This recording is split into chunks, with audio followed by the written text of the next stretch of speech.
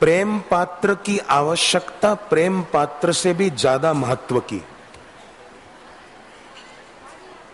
सद्गुरु की आवश्यकता जिसको महसूस हो और उनके प्रति प्रेम हो, वो उनसे भी ज्यादा महत्वपूर्ण है।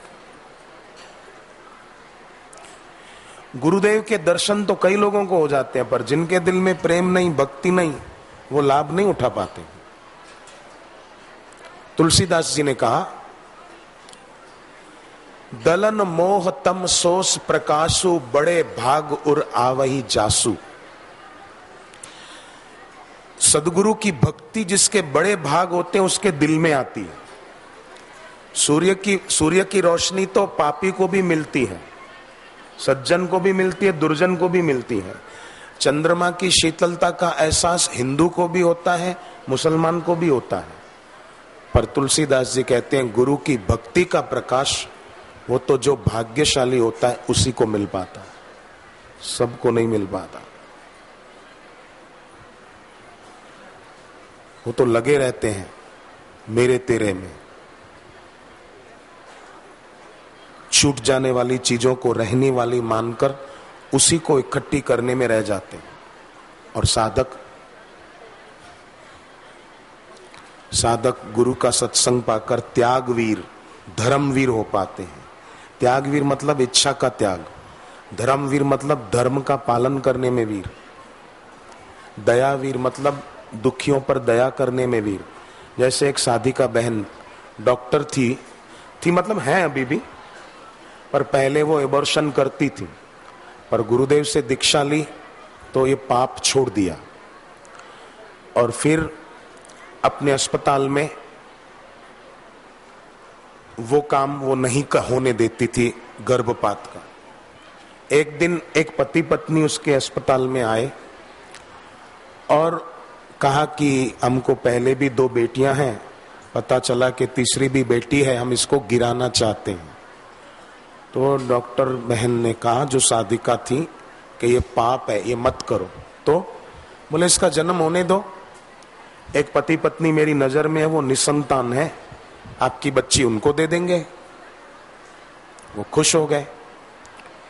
बराबर 9 महीने बीते, कन्या का जन्म हुआ और वो निसंतान पति पत्नी थे, उनको बुलाया, वो भी गदगद हो गए।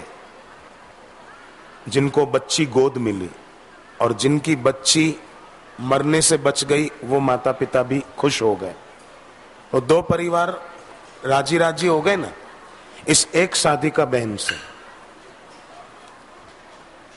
एक डॉक्टर साधिका थी, सत्संग सुना, दीक्षा ली, महत्व बुद्धि गुरुदेव के वचनों में है, तो खुद तो पाप मुक्त हुई, एक और परिवार को भी पाप से बचा लिया और एक जीव को मरने से बचा दिया।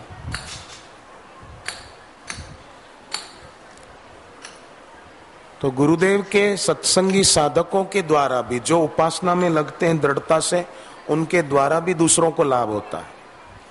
जो स्वार्थी नहीं है, सेवा में मानते हैं,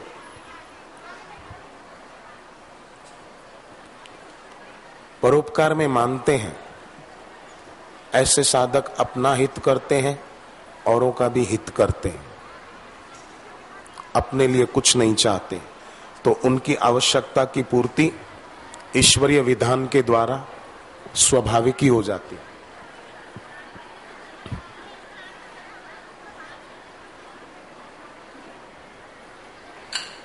चलते फिरते नाम जपने की आदत डाल।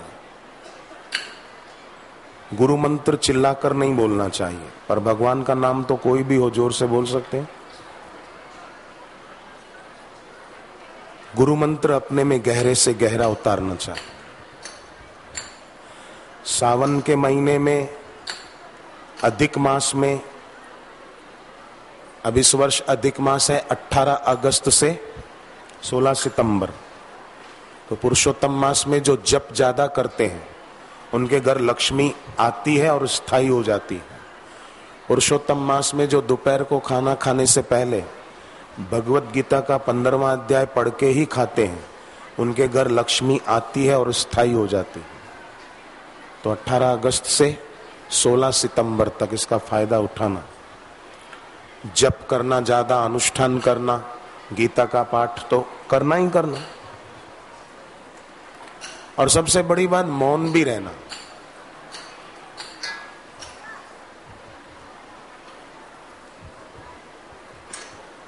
एक शादी का बहन है जमशेदपुर में, बड़ी उम्र है, 50-55 साल उम्र होगी। पिछले 9-10 साल से मौन है बहनों, 9-10 साल हो गए चुप। और घर का काम सारा वही संभालती है, सब्जी भी खरीदने जाती है, आटा, घी, गेहूं, चावल, अनाज भी खरीदने जाती है, और मौन में। सब्जी भी ले आएगी मौन में ही, अनाज भी ले आएगी मौन रखकर ही, सारा काम भी संभालेगी मौन रखकर। 9-10 साल हो गए। मैंने उनसे, जमशेदपुर सत्संग था ना अभी, तो मैंने ऐसे ही संकेत में पूछा कि अब आप मौन नहीं खोलेंगे?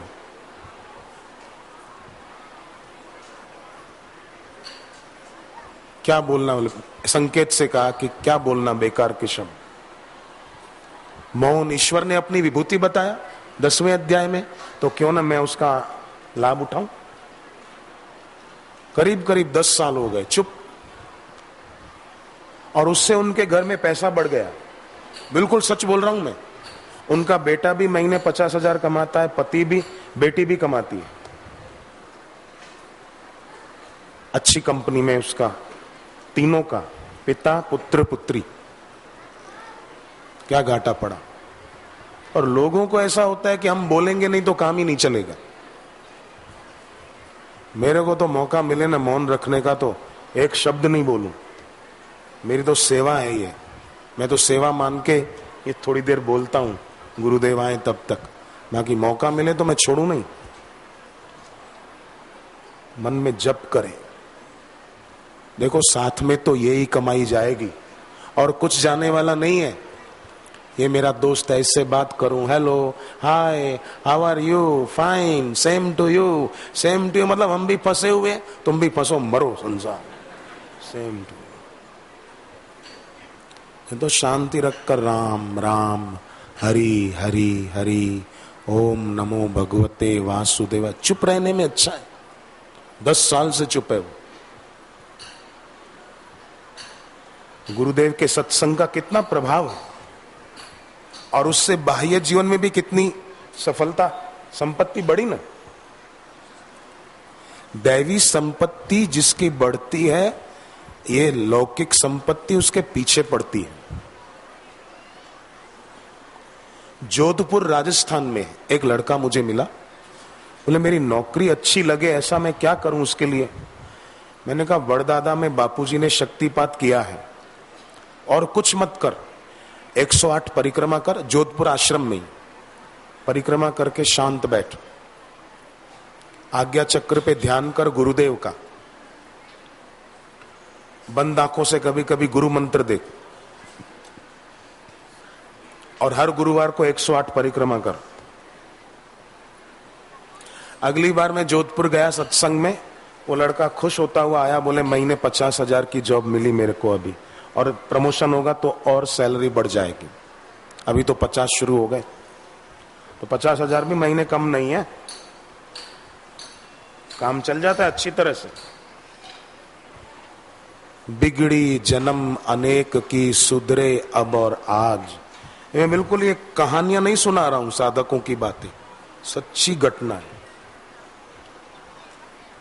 बिगड़ी जन्म अनेक की, सुधरे अब और आज। अब एक और विद्यार्थी ग्वालियर का, अब वो विद्यार्थी नहीं है, पहले जब था तब का अनुभव उसने लिख के दिया है कि पहले पढ़ाई में मैं बहुत कमजोर था। मैंने कक्षा 11वीं में कॉमर्स विषय लिया। विद्यार्थी समझ रहे हैं सब?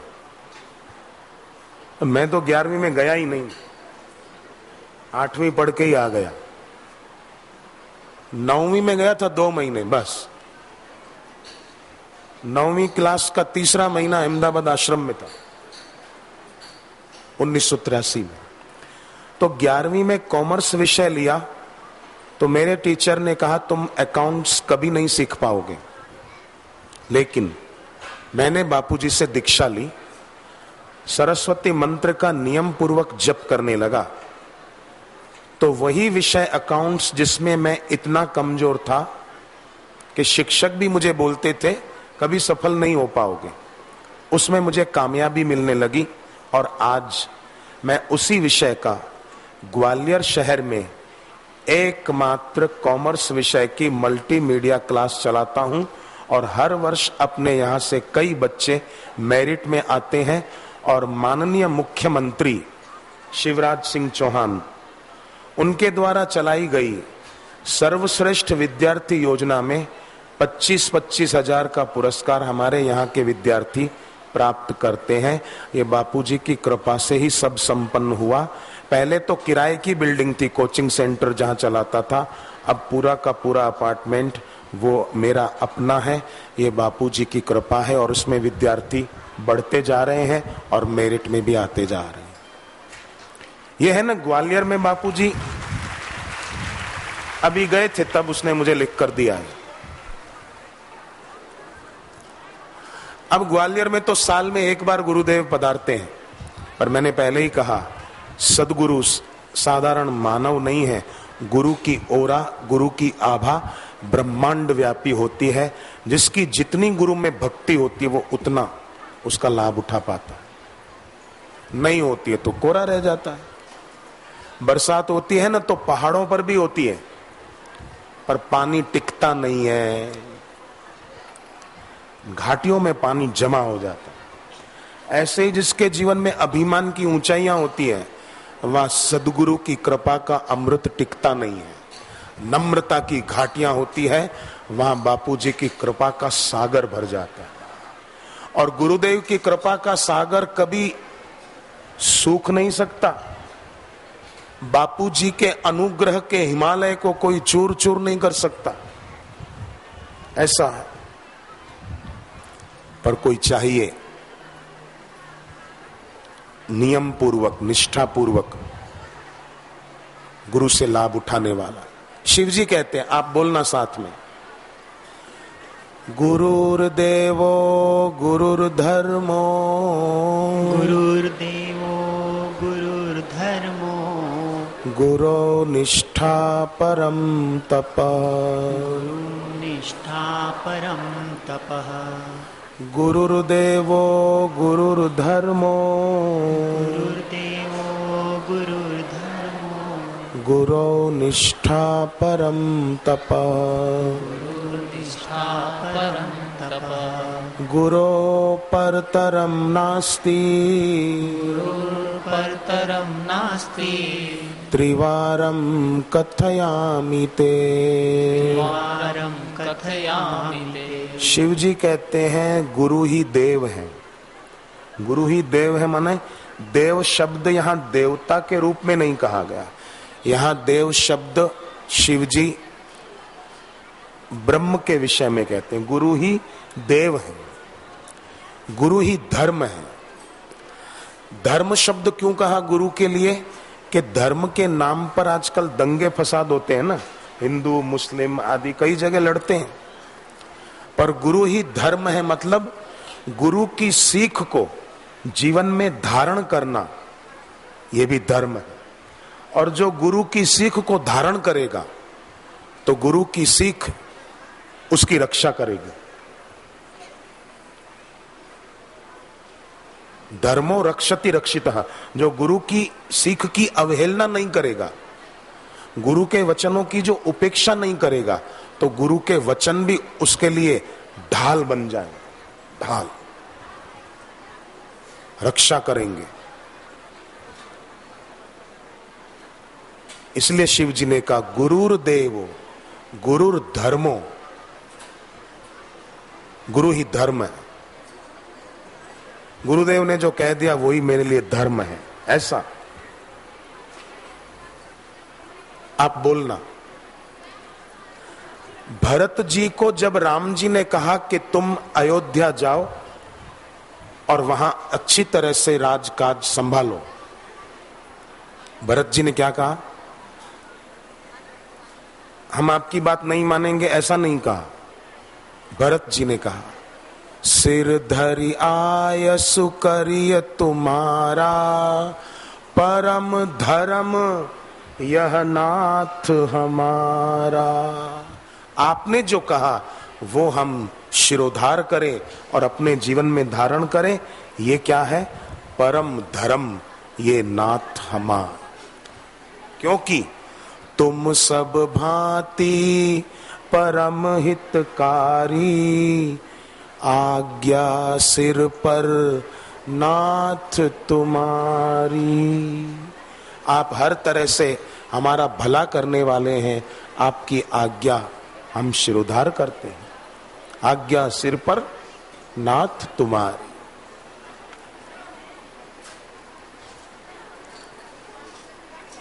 कितनी बढ़िया बात। तो गुरु ही धर्म है।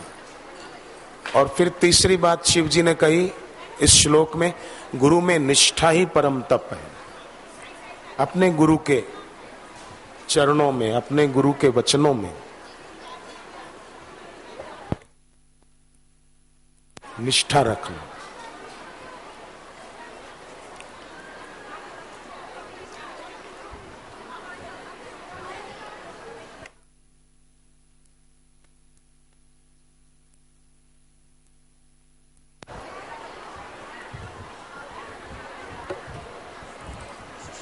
एक दिन के लिए ही सत्संग का आयोजन हुआ।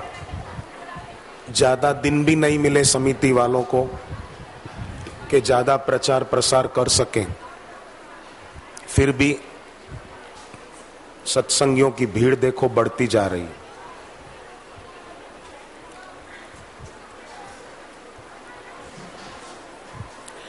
सत्संगियों की भीड़ देखकर लगता है हमारे देश का भविष्य बहुत उज्जवल है और हम साधक भाई बहनों का भविष्य भी बहुत उज्जवल है।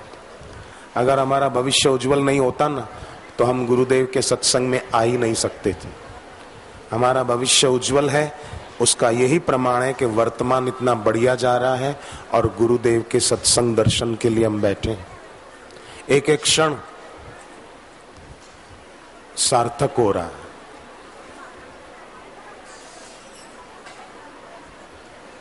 फिर से मिलकर 5-7 बार ओमकार का गुंजन करेंगे। सभी जो बातें कर रही हैं बहनें वो भी। हरि ओम।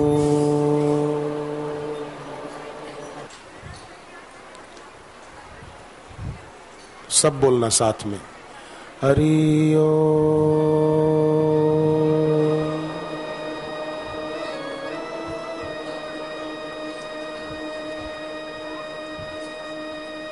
पीछे से गाड़ी वाले ने बहुत मुश्किल से गाड़ी कंट्रोल की। उतर के कहा, ए भाई साहब, एक तो आप सड़क के बीच चल रहे हो और फिर ऊपर देखकर चल रहे हो।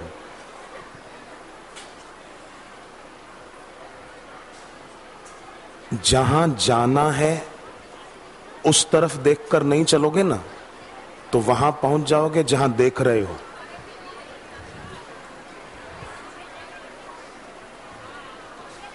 लोगों को पता ही नहीं है। बंद घड़ी होती है ना, बंद घड़ी में 24 घंटे में 2 बार तो सही समय बताती है, पर लोग सही देखते ही नहीं तो सही बताएंगे क्या? सही देखना भी नहीं आता बेचारों को, तो सही बता भी नहीं सकते। तो सही देखने की कला भी गुरु के सत्संग से मिलती है।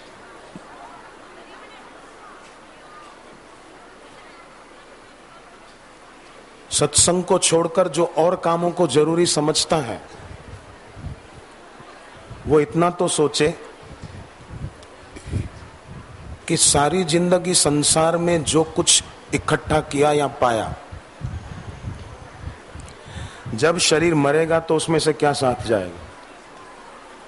और सत्संग के द्वारा जो हमारी समझ शुद्ध होती और शुभ होती है, संस्कार ऊंचे होते हैं और स्वभाव अच्छा होता है, तो जब शरीर मरता है ना तो शरीर तो जल जाता है पर अच्छा स्वभाव और ऊंचे संस्कार शरीर के नष्ट होने पर भी नष्ट नहीं होते।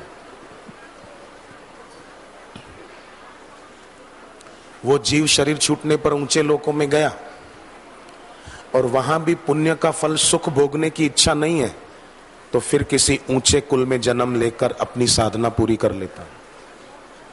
भगवत गीता में 4 जगह भगवान ने हम सब साधक भाई बहनों के लिए आश्वासन दिया है।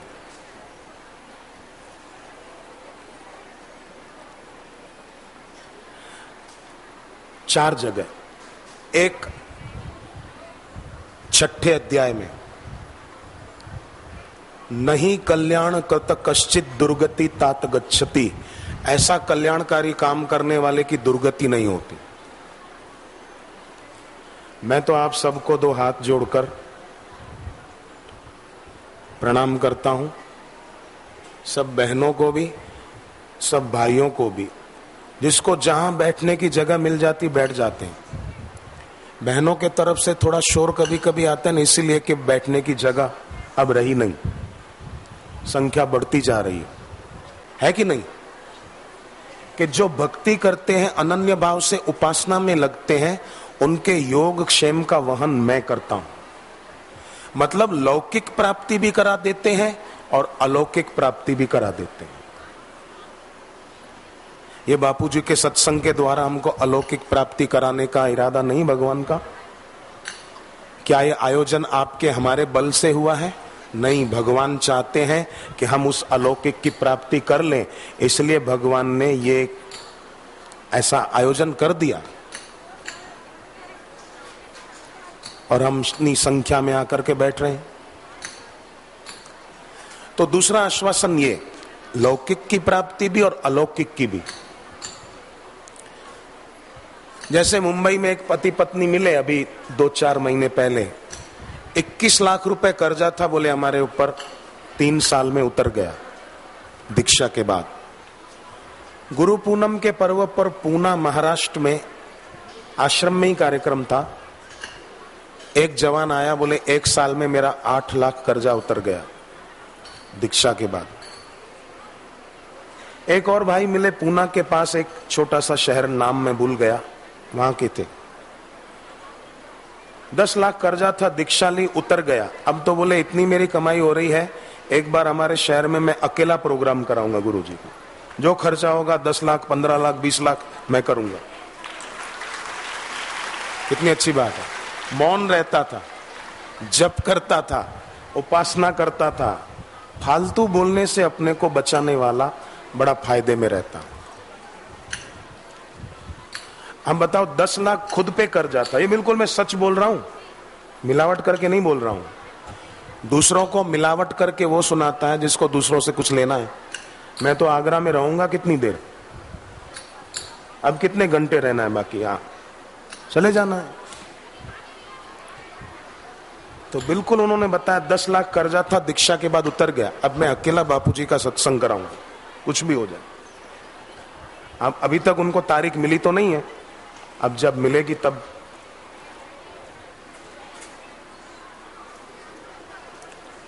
गुरुदेव की वाणी ही ऐसी है कि आदमी को सही पते पर पहुंचा दे। एक आदमी ने किसी को पूछा, शहर में पहली बार आया होगा, भाई साहब वो हीरालाल जी का घर कहां है? बोले वो एसटीडी बूथ के सामने। अच्छा, एसटीडी बूथ कहां है? हीरालाल के घर के सामने। अच्छा, ये दोनों कहां हैं? बोले आमने सामने। अब बताओ, कोई पहुंच पाएगा ऐसे एड्रेस पर? तो और व्याख्यान ऐसे ही एड्रेस हैं, और बापूजी का सत्संग वो सही पते पर पहुंचा दे। जैसे अर्जुन पहुंच गए, जैसे परीक्षित राजा सुखदेव जी के कृपा से पहुंच गए, ऐसा है। तो तीसरा आश्वासन 16वें अध्याय में है। आप बिल्कुल पढ़ के देखो, मेरी बात झूठी निकले तो आप जो सजा दोगे मुझे मंजूर है। पहला आश्वासन 6ठे अध्याय का 40वां श्लोक, मैं क्रम बता रहा हूं, पढ़ो। दूसरा आश्वासन 9वां अध्याय 22वां श्लोक। तीसरा आश्वासन 16वां अध्याय 4 के 5वां श्लोक। भूल चूक लेनी देनी।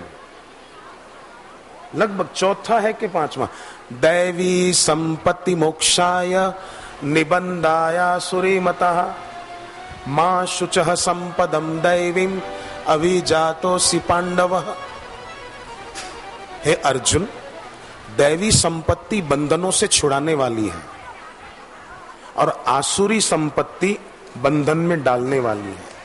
तू चिंता मत कर, क्योंकि तेरे अंदर दैवी संपत्ति है। तो यहां जो आप सब बैठे हैं, क्यों बैठे हैं? अर्जुन बैठे थे श्री कृष्ण के चरणों में, दैवी संपत्ति थी इसीलिए। और हम सब बापूजी के चरणों में आकर बैठे हैं, दैवी संपत्ति है इसीलिए आकर बैठे, नहीं तो नहीं बैठ पाते। और जब दैवी संपत्ति है तो चिंता करने की जरूरत नहीं है। भगवान कहते हैं कल्याण होगा। ये तीसरा आश्वासन, 16वां अध्याय भगवत गीता। अब चौथा आश्वासन सुनिए, 18वां अध्याय 66वां श्लोक भगवत गीता। भगवान कहते हैं, आप बोलना सब, प्रसिद्ध श्लोक है ये गीता का। सर्वधर्मान् परित्यज्य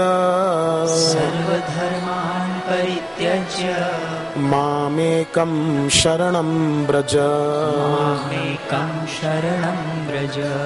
अहं त्वां सर्वपापेभ्यो मोक्षयिष्यामि मा शुचः। ये चौथा आश्वासन कि मैं तुझे संपूर्ण पापों से मुक्त कर दूंगा, तू शोक मत कर। फिर मां शुचः कहा। तो जब ईश्वर कह देते हैं तो अब चिंता करने की जरूरत क्या है?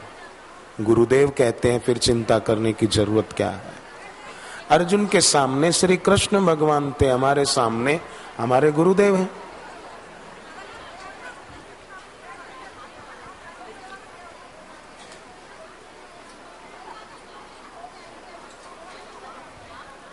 दूसरी एक बात, भगवान विष्णु के 24 अवतारों में एक हुआ वामन अवतार। क्रम में देखें तो 15वां, 24 अवतारों में 15वां वामन अवतार हुआ। भगवान बलि राजा के यहां छोटा रूप लेकर के आए थे। वामन मतलब छोटा रूप। वामन रूप लेकर आए तो थे, पर भगवान वामन सिद्ध नहीं हुए। ठीक बात है, वामन में से विराट हो गए थे। ऐसे ही गुरुदेव के श्रीमुख से हमको जो गुरु मंत्र मिलता है वो भी होता तो वामन है। गुरु मंत्र भगवान का वामन अवतार है। 5 अक्षर का मंत्र, 4 अक्षर का मंत्र, 3 अक्षर का मंत्र, 12 अक्षर का, हाँ, गायत्री मंत्र गिने तो 24 अक्षर का। तो ये मंत्र तो छोटे हैं, ये भगवान का वामन अवतार है। पर जैसे बलि राजा के वहां भगवान वामन रूप लेकर आने के बाद भी वामन सिद्ध नहीं हुए, विराट हो गए थे, ऐसे ही बापूजी का दिया हुआ मंत्र वो है तो वामन अवतार, पर ये वामन सिद्ध नहीं होगा, ये अपना विराट रूप जरूर दिखा दे, दिखाता है।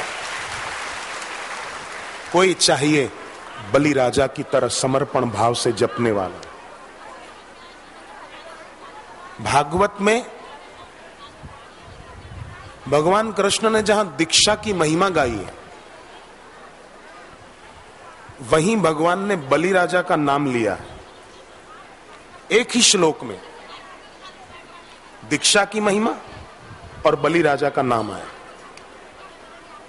यात्रा बलि विधानम च सर्ववार्षिक पर्वसु वैदिकी मांत्रिकी दीक्षा मदीय व्रत धारणम। तो बलि राजा का नाम दीक्षा की महिमा वाले श्लोक में क्यों बोले?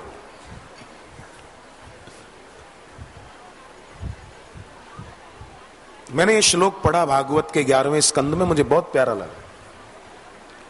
दीक्षा के वहां बलि राजा का नाम, तो मुझे यही लगा कि जैसे बलि राजा के वहां भगवान वामन रूप लेकर आए पर वामन सिद्ध नहीं हुए, उसी प्रकार हमको जब दीक्षा मिलती है तो हम भी बलि की तरह समर्पित हो। बलि राजा को भगवान विष्णु ने बांधा तो बंध गए, विरोध नहीं किया, बंध गए। परिणाम क्या आया कि जिस लक्ष्मी को दुनिया बांधना चाहती है, मतलब अपनी तिजोरी में जमा हो, बैंक बैलेंस बढ़िया हो, जिस लक्ष्मी को दुनिया अपने पास बांध के रखना चाहती है, वो लक्ष्मी खुद बलि राजा को बांधने आ गई थी। राखी बांधी है लक्ष्मी माता ने बलि राजा को। तो ये संकेत है कि जो समर्पण भाव से दृढ़ता पूर्वक जप ध्यान करता है, लक्ष्मी जी के पास उसको जाना नहीं पड़ता, लक्ष्मी जी खुद आई बलि राजा के पास।